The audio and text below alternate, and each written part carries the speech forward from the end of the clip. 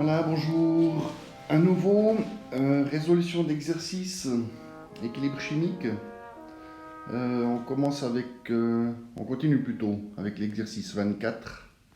Donc exercice 24.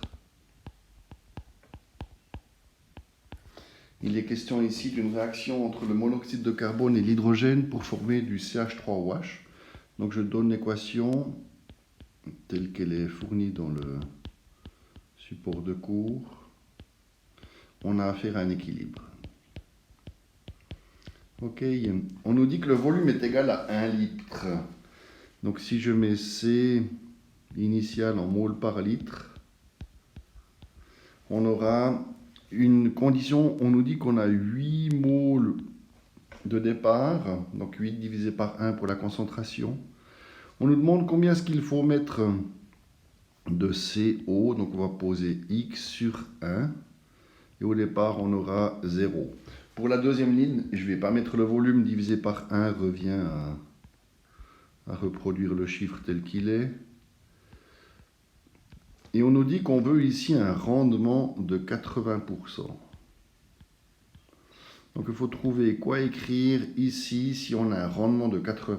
Pour trouver ça, je vais rajouter une ligne que j'appelle concentration théorique, qui sera une ligne dans laquelle on envisage un rendement de 100%. Donc on va traiter cette réaction non pas comme un équilibre. C'est l'occasion d'ailleurs de rappeler ce qu'est un équilibre. Un équilibre, c'est lorsqu'on atteint une situation où la vitesse de réaction de gauche à droite est égale à la vitesse de réaction de droite à gauche. Donc l'état d'équilibre est défini par l'égalité de ces deux vitesses. Donc ici, pour cette dernière ligne, la concentration théorique, je vais considérer qu'il ne s'agit pas d'une réaction d'équilibre, mais une réaction complète. Donc la question revient à se dire, si j'ai 8 moles d'hydrogène, combien est-ce que je peux produire de moles de CH3OH? Pour ça, on va s'appuyer sur les proportions molaires. 1, 2, 1. Donc on voit que 2 moles d'hydrogène se transformeraient en 1 mole de CH3OH. Donc 8 moles d'hydrogène pourraient se transformer en 4 moles de CH3OH. Donc ça, ce serait l'équivalent du rendement de 100%. Or, on a un rendement de 80%, donc il faut chercher le 80% de ça. Et le 80%, c'est 3,2. Donc, on a trouvé quelle était la concentration à l'équilibre de CH3OH. Maintenant, il reste à trouver ce qui a été consommé ou combien ce qui reste. Autrement dit, ces deux encadrés ici. Ici, on va poser 8 moins 6,4. D'où vient ce 6,4? Si on forme 3,2 moles de CH3OH, c'est qu'on a consommé 2 fois plus d'hydrogène. D'où les 8 initiaux moins les 6,4. Et ici, on va écrire X moins 3,2 sur 1. Bien, on doit trouver X. Pour ça, on va passer par la loi d'action de masse, l'équation qui présente la constante d'équilibre. Donc je l'écris. Et maintenant, je sais que ça vaut 1 huitième. En fait, dans votre cours, c'est 0,125. Mais je trouve qu'un huitième, c'est 0,125. Et maintenant, il s'agit de substituer tout ça. Donc on va poser 3,2 qui est divisé par x moins 3,2 qui va être multiplié par 1,6 au carré.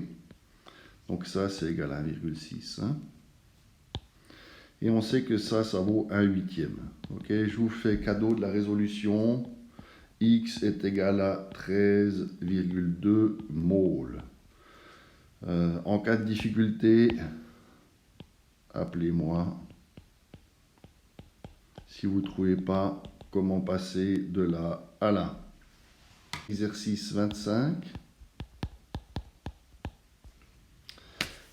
On nous dit écrire l'équation de Ks en fonction des concentrations ainsi que l'équation de S en fonction de Ks.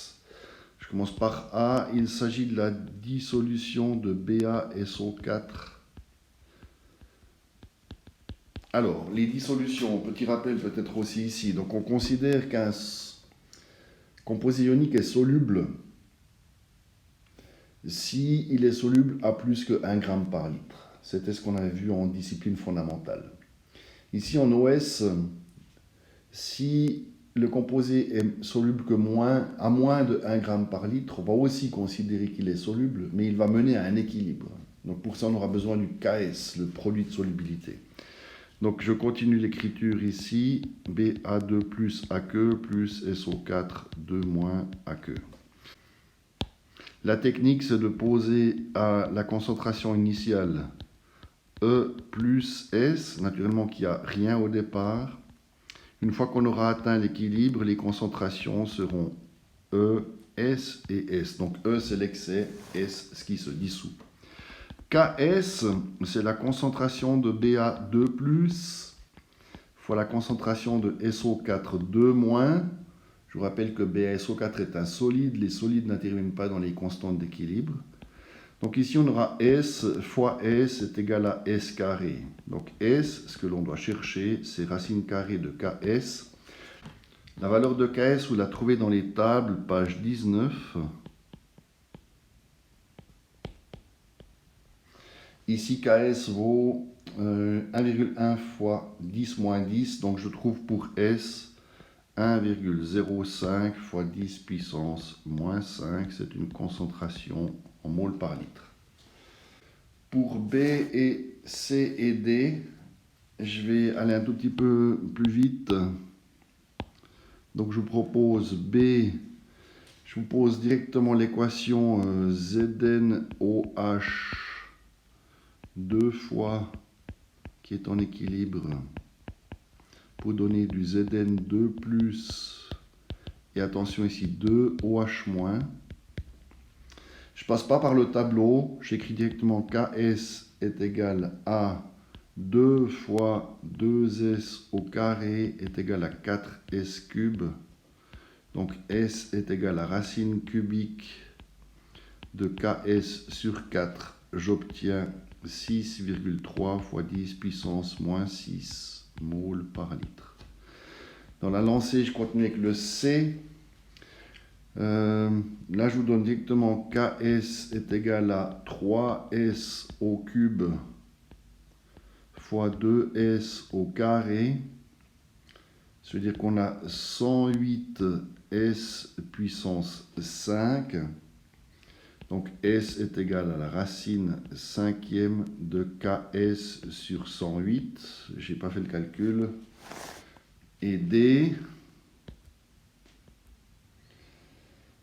on aura, là je vous donne peut-être l'équation parce que c'est un peu particulier, on a un composé ionique qui possède plusieurs cations. Donc lors de la dissolution, ces cations vont se séparer, raison pour laquelle on a Mg2+, on a NH4, oups là, petite erreur, NH4+, et PO4 3-.